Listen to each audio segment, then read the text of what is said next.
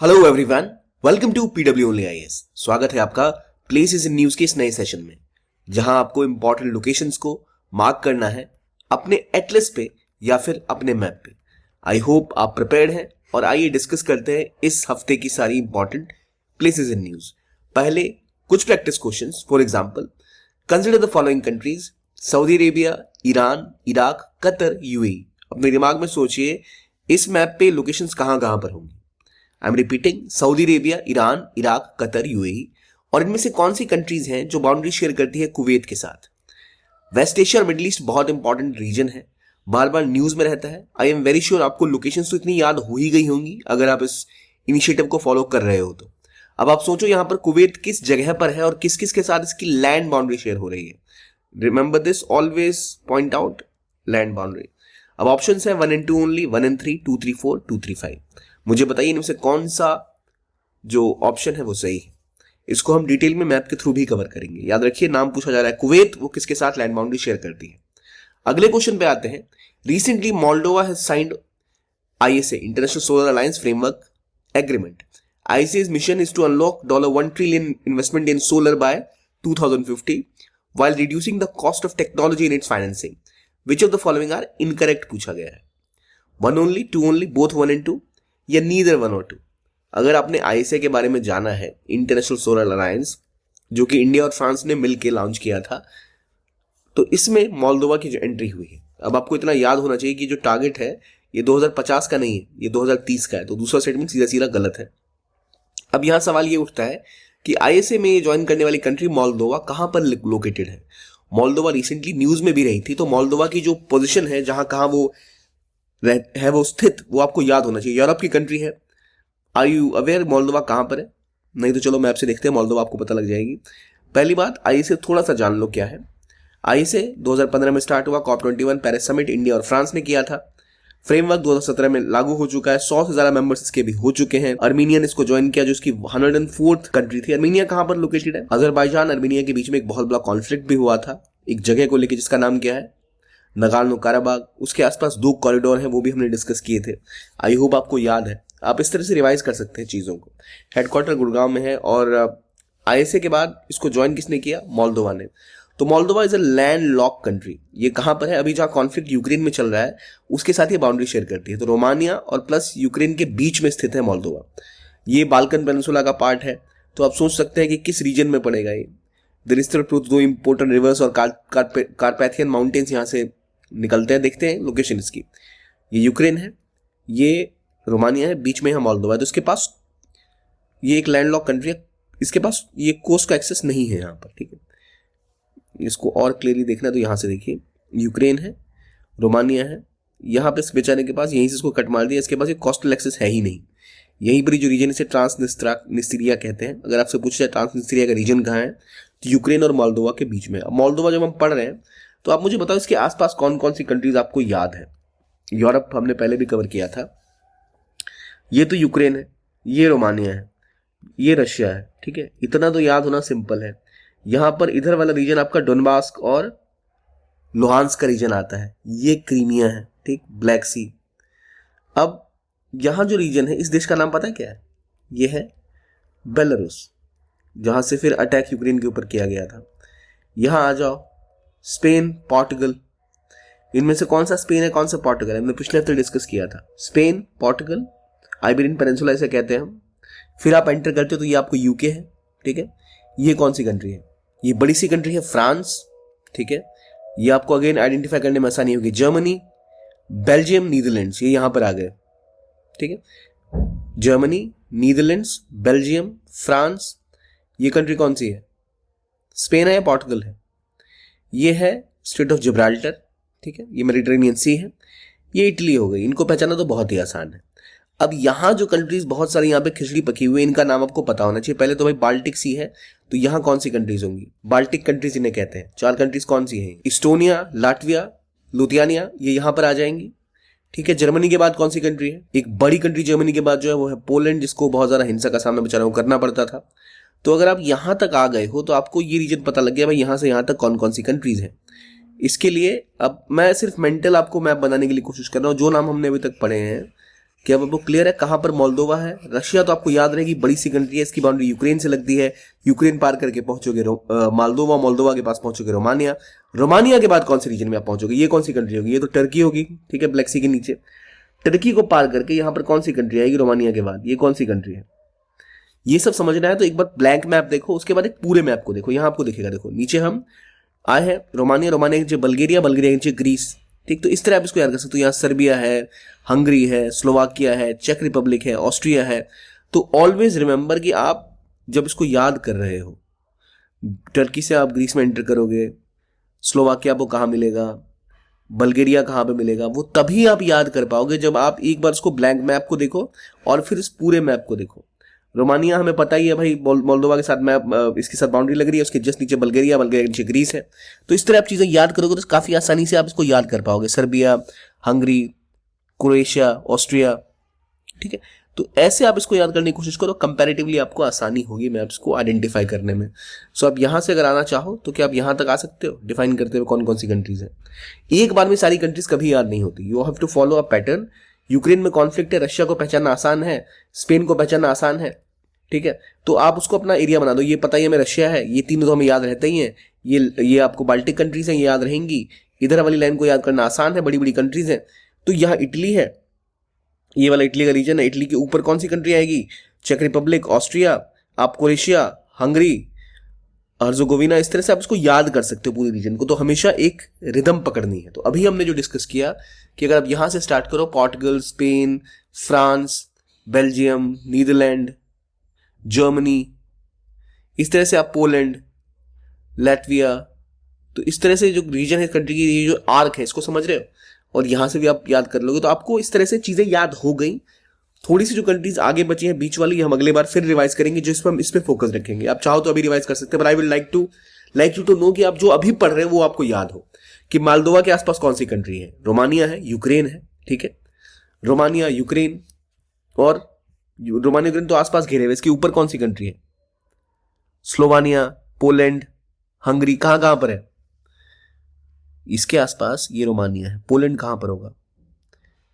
Poland मैंने बोला था बड़ी सी कंट्री है यूरोप की, तो Poland is a big country which is this, ठीक, पोलैंड, ठीक। पोलैंड के बाद आप बताओगे स्लोवाकिया कहां पर है? क्या ये स्लोवाकिया है? बताइए। मैंने इस मैप में भी एक्सप्लेन किया, यहां से देखिए कहां पर पोलैंड है, कहां पर स्लोवाकिया है। रोमानिया के ऊपर हंगरी, हंगरी के ऊपर स्लोवाकिया, स्लोवाकिया के ऊपर पोलैंड। इस मैप से भी देख सकते हो आप। मोल्दोवा, मोल्दोवा के ऊपर ये स्लोवाकिया, स्लोवाकिया के ऊपर पोलैंड, यहाँ पे Hungary, Croatia, Bosnia Herzegovina, Serbia, और नीचे बल्गेरिया। तो इस तरह आप इसको याद करोगे तो आपको कंपैरेटिवली इजीली चीजें याद हो जाएंगी, ठीक।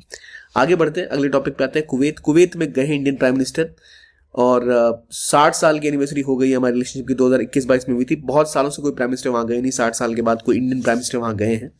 कुवैत के साथ इंडिया का बहुत ज़्यादा एक डीप कनेक्शन है, बिकॉज कई सारे इंडियन लोग वहाँ काम करने जाते हैं, वहाँ से काफ़ी रेमिटेंसेज इंडिया में आती हैं। इंडिया का 6th लार्जेस्ट ऑयल सप्लायर कोई है तो कुवैत है। इंडिया के 3% एनर्जी नीड्स को पूरा करता है। हमारा बायलैटरल ट्रेड पिछले सालों में $10 बिलियन के आसपास रहा है। तो ये आप कह सकते हो उतना बहुत बड़ा नंबर नहीं है, लेकिन फिर भी कंपैरेटिवली कुवैत एक छोटी सी कंट्री है, पैसा बहुत है उनके पास, पर भारत में निवेश वो बहुत करते हैं। जितना बायलैटरल ट्रेड है उतना ही लगभग उन्होंने इन्वेस्ट किया है। कुवैत इन्वेस्टमेंट एजेंसी ने इंडिया में 10 बिलियन के आसपास इन्वेस्ट किया हुआ है। तो कई सारी कंपनीज जो इंडियन है वहाँ ऑपरेट भी करती है, वहाँ पे बहुत सारा रेमिटेंस इंडिया भी आता है। तो कुवैत की लोकेशन तो पहले आपको पता होनी चाहिए। देखो यहाँ पर छोटी सी कंट्री है कुवैत, इसके ऊपर युद्ध भी किया हो गया था, इराक ने इसके ऊपर एक बार हमला कर दिया था। अब जरा आप देखो, मैंने आपको पूछा था लैंड बाउंड्री किसकी लगती है, तो ये है ईरान। क्या आपको लग रहा है इसकी बाउंड्री टच हो रही है कहीं? लैंड बाउंड्री यहाँ पर इराक है, ये कुवैत है, ये आपको पता होगा सऊदी अरेबिया है। यहाँ जो कंट्री है ये कौन सी कंट्री है? Qatar, UAE.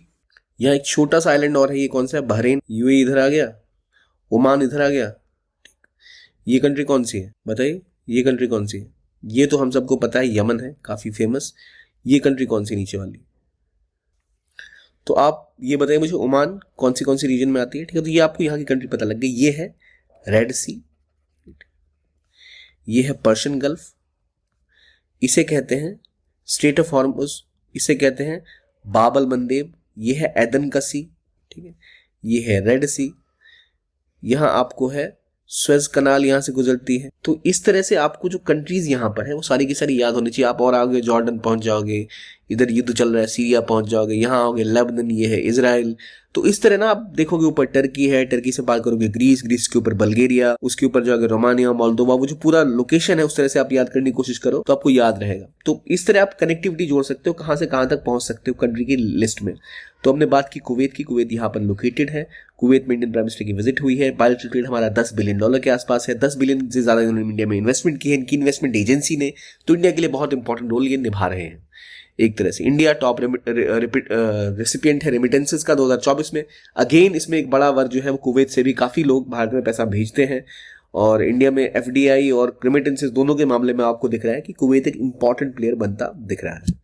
इसके अलावा एक और चीज है जो डिफेंस पार्टनरशिप हुई सिलेनेक्स इंडिया और श्रीलंका के बीच में, जो नेवल एक्सरसाइज होती है। श्रीलंका कहाँ पे स्थित है बताने की जरूरत तो मुझे नहीं है, इंपॉर्टेंट लोकेशन में गल्फ ऑफ कन्नार, यहाँ पर कोलंबो स्थित है, नीचे आपको गॉल और यहाँ पर हम्बनटोटा का पोर्ट आता है, ऊपर आपका एलिफेंट पास, कलावी, और ये वो रीजन है जहाँ पर तमिल पॉपुलेशन ज़्यादा रहती है ऊपर के रीजन में, ठीक है। तो इसमें कुछ है नहीं डिस्कस करने को, लोकेशन आपको पता ही है, हमने पहले भी श्रीलंका को डिटेल में कवर किया हुआ है, बहुत इंपॉर्टेंट इंडिया की सेफ्टी और सिक्योरिटी के लिए। चाइना यहाँ पर अपना पैर लगातार बढ़ाता जा रहा है जो इंडिया के लिए दिक्कत क्रिएट कर सकता है। श्रीलंका के साथ इंडिया स्लीनेक्स करता है जो एक जॉइंट नेवल एक्सरसाइज है।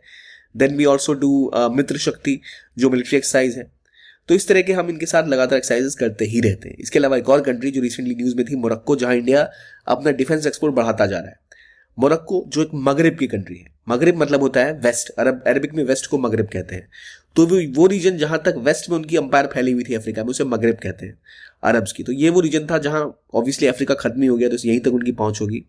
अब यहाँ मैंने आपको बताया था स्ट्रेट ऑफ जिब्राल्टर है, ऊपर पोर्टुगल है, फिर स्पेन है। स्ट्रेट ऑफ जिब्राल्टर को क्रॉस करते जस्ट आप अफ्रीका में एंटर करोगे तो आपको मिलेगा सबसे पहले जो कंट्री वो है मोरक्को। मोरक्को मेडिटेरेनियन, ये पूरा रीजन जो है यहाँ पर क्लाइमेट जो है वो मेडिटेरेनियन क्लाइमेट है, क्योंकि मेडिटेरेनियन सी से इनकी बाउंड्री टच होती है। इस रीजन को मगरिब का रीजन भी कहते हैं। और मोरक्को के आसपास मेजरली दो कंट्रीज हैं, एक अफ्रीका की सबसे बड़ी कंट्री लैंड वाइज जो है वो है अल्जीरिया, ठीक है। और यहां बताइए मुझे ये कौन सी कंट्री है, क्या ये मॉरिशियाना है या सदर्न सहारा है, क्या नाम है इस कंट्री, क्योंकि हमने अफ्रीका की इन कंट्रीज को डिटेल में कवर किया हुआ है। अगर हम यहां से एंटर करते हैं तो हम पहुंचेंगे इजिप्ट, ठीक है, हमें मिलेगा लीबिया, ठीक। यहां हमें पहुंचेगी कौन सी कंट्री है ये, जहां पर जो अरब स्प्रिंग हुई थी उसमें एक बड़ा नाम था ये कंट्री, यहां पर बहुत मात्रा में विद्रोह प्रदर्शन किए गए थे। लीबिया के अलावा ये कौन सी जगह है, अगर आप मैप में देख के मुझे बता सकते हो तो बताओ। नहीं याद आ रहा, ट्यूनीशिया, ये है Tunisia, Algeria, Libya, Egypt, Tunisia, Morocco, और ये साइड में कौन सी कंट्री है, इसका नाम है West Sahara. Then you reach Mauritania. तो मोरक्को की बाउंड्री अल्जीरिया और वेस्ट सहारा से लगती है। ये रीजन जो है ना यहां से यहां तक, इसे आप कहते हो मगरिब का रीजन, मगरिब।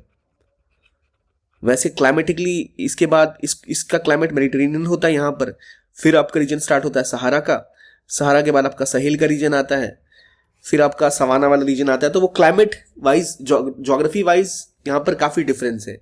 क्लाइमेटिक जोन के हिसाब से नाम अलग अलग है। क्लाइमेटिक जोन के हिसाब से मेडिटेरेनियन का पहले रीजन आता है, मेडिटेरेनियन के बाद आपको जहां पर यहाँ पर बहुत सी, आप देखो डेजर्ट है कुछ रीजन्स में, लेकिन क्लाइमेट अप्रोच या जो कोस्टल एरियाज है उनका बिल्कुल अलग सिस्टम है बाकी इलाकों के अलावा।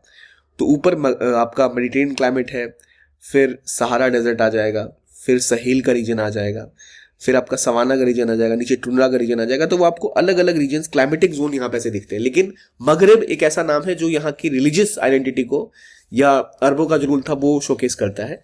तो ये कंट्रीज आपको दिखेंगी इजिप्ट से लेके मॉरिशियाना तक, ये वो रीजन है जिन्हें मगरिब का पार्ट कहते हैं। तो मोरक्को, वेस्टर्न सहारा, मॉरिशियाना सब मगरिब का पार्ट है। मोरक्को की बात यहाँ पर हो रही है। मोरक्को के केस में हम बात करें तो मोरक्को में कुछ इंपॉर्टेंट माउंटेन्स भी, जैसे एटलस माउंटेन है, यहाँ पर मरकेश टॉक्स आपको याद होंगी। तो ये काफी इंपॉर्टेंट कंट्री है जिसके साथ भारत अपने डिफेंस पार्टनरशिप को और डेवलप कर रहा है। आई होप आपको याद रहेगा कहां पर मोरक्को स्थित है। अगली कंट्री की ओर जाते हैं जो इनसे थोड़ी दूर है लेकिन इनके ही आइलैंड में है। नेक्स्ट कंट्री इज युगांडा, जहां पर हो रहा है डिंगा डिंगा। डिंगा डिंगा एक बीमारी है जो बहुत खतरनाक है। अगर किसी को हो जाए तो उनकी पूरी बॉडी हिलने लगती है, इस तरह से होता लगता है कुछ डांस कर रहा है। अगर आप इस वीडियो को देखो तो आप सहम जाओगे, कुछ इस तरह की खतरनाक बीमारी है ये। महिलाओं और औरतों को ज्यादा होती है ये। काफी बुरी तरह से लोग शेक करने लगते हैं, हिलने लगते हैं, पूरी बॉडी हिलती रहती है, कंट्रोल से बाहर हो जाती है। और ये डिंगा डिंगा कहाँ हुआ है, तो ये है युगांडा में। युगांडा की अब लोकेशन देखो तो Uganda again is a country which is like land lock country. यहाँ पर क्या क्या है, कौन कौन सी बॉडीज के साथ ये अपना बाउंड्री शेयर करती है। हालांकि एक तरह से लेक्स काफी है यहाँ पर, तो not in a way landlock, but still अगर युगांडा की बात करें तो कौन कौन सी कंट्री के आसपास है, तो यहाँ पर स्थित है युगांडा। ऊपर साउथ सूडान है, नीचे कीनिया है, Democratic Republic of Congo, Rwanda और तंजानिया। आसपास लेक्स बहुत सारी हैं, तो लेक्स याद रखिए, Lake Victoria, Lake Albert, Lake Tanganyika, White Nile इधर से निकलती है, तो कहाँ कहाँ पर आ रही है, तो ये रहा एल्बर्ट नाइल, ये रहा लेक एल्बर्ट जहाँ से आपकी व्हाइट नाइल एल्बर्ट नाइल निकली है। यहाँ आपको लेक विक्टोरिया है, इधर लेक एडवर्ड है, ठीक, ये लेक कवानिया है। तो ये इंपॉर्टेंट लेक्स जो है, लेक कवानिया कहाँ पर है, लेक एल्बर्ट कहाँ पर है, लेक विक्टोरिया कहाँ पर है। अगर आप युगांडा की बात करो भाई, लेक विक्टोरिया को तो हमने पढ़ा था कि लेक विक्टोरिया देखो यहाँ देख रहे हो 3 देशों के बीच में बटी हुई है, तंजानिया, युगांडा और कीनिया, इनके बीच में आपको लेक विक्टोरिया है, ठीक। लेक विक्टोरिया आपने यहाँ देख ली। अब लेक विक्टोरिया के ऊपर आओ तो यहाँ पर लेक क्योगा है, लेक कवानिया है, यहाँ पर लेक एल्बर्ट है और नीचे आपको लेक एडवर्ड मिलती है। Lake Edward is between DRC and Sudan, यहाँ देख लो, यहाँ क्लियर होगा, डीआरसी एंड सूडान के बीच में है ये रहा लेक एल्बर्ट, ठीक है। तो इस तरह जो इंपॉर्टेंट लेक्स है वो याद रखिए। युगांडा में ये बीमारी का नाम आया तो हमें इन चीज़ों को याद रखना जरूरी है कि इंपॉर्टेंट लेक्स कहाँ से या रिवर्स कहाँ से निकलती हैं। अगर हमने अफ्रीका पहले डिटेल में किया हुआ है, that's why I am not taking that much of time in explaining each country to you.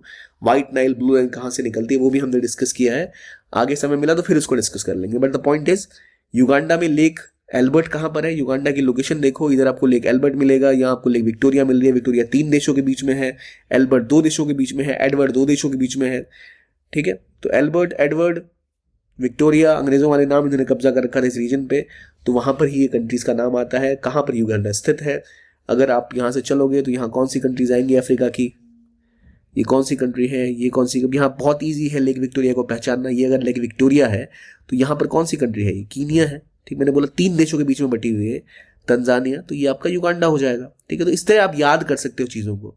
यहाँ रवांडा आ जाएगी, तो वाटर बॉडी भी अगर आप पहचान लो तो आपको चीज़ों को आइडेंटिफाई करने में बहुत आसानी होगी। अब एक बार आपको पता लग गया कि ये युगांडा है तो यहाँ पर डीआरसी होगी, बड़ी सी कंट्री, ठीक है। ये आपको पता है टूटा हुआ अलग सा कौन सा है, मेडागास्कर है। इसके सामने कौन सा रीजन होगा, मोजाम्बिक का रीजन होगा। तो इस तरह आप ज्योग्राफी को याद कर सकते हो, चीज़ों को, जगहों को याद कर सकते हो। Always follow this pattern.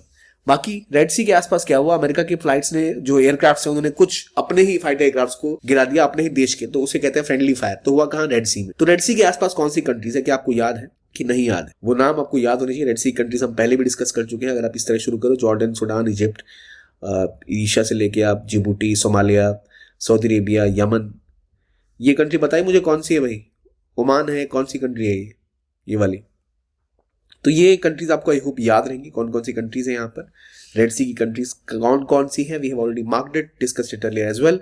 तो ये था आज का सेशन। अगर आपको पीडीएफ डाउनलोड करना है तो इस वीडियो के नीचे आपको डिस्क्रिप्शन मिल जाएगा, उस लिंक पे जाके आप क्लिक करोगे तो वहां आपको पीडीएफ डाउनलोड हो जाए। आप चाहो तो हमारा टेलीग्राम चैनल ज्वाइन कर सकते हो, जहां आपको बहुत सारा इंपॉर्टेंट कंटेंट मिलता है। तो ये था आज का वीडियो, देखने के लिए बहुत बहुत धन्यवाद। कोई सजेशन या डाउट्स हो तो प्लीज कमेंट बॉक्स में पूछिए। देखने के लिए बहुत बहुत धन्यवाद। Keep on watching only IAS and have a nice day.